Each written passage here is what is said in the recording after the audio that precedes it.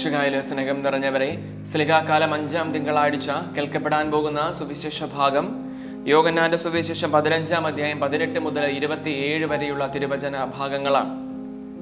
അവർ എന്നെ പീഡിപ്പിച്ചുവെങ്കിൽ നിങ്ങളെയും പീഡിപ്പിക്കുമെന്ന് ഈശോ അരുളി ചെയ്യുകയാണ്.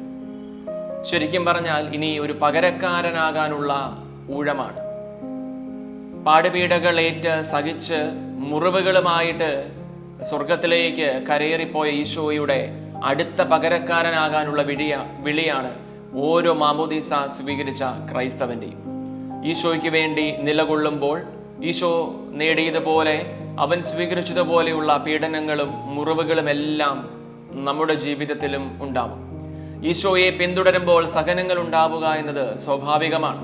റോമാലേഖനത്തിലെ പൗലോസ് ലേഖ എഴുതി വെച്ചിരിക്കുന്നത് പോലെ, സുവിശേഷം പ്രഘോഷിക്കുന്നവന്റെ പാദങ്ങൾ എത്ര സുന്ദരം.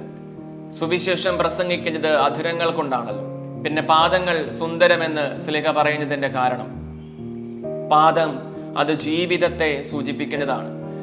ഏത് പ്രതിബന്ധങ്ങൾക്കും സഹനങ്ങൾക്കും ഇടയിലും സുവിശേഷം പ്രഘോഷിക്കുമ്പോൾ പാദമാകുന്ന അവന്റെ ജീവിതത്തിലെ മുറിവുകൾ ഉണ്ടാവുക സ്വാഭാവികമാണ്. ആ മുറിവുകളും സഹനങ്ങളുമാണ് അവന്റെ ജീവിതത്തെ കുറച്ചും കൂടി സൗന്ദര്യമുള്ളതാക്കി മാറ്റുന്നത്. ഇനി അവന് പകരക്കാരനാകാനുള്ള ഊഴമാണ്. ഈശോ നമ്മെ സമൃദ്ധമായി അനുഗ്രഹിക്കട്ടെ.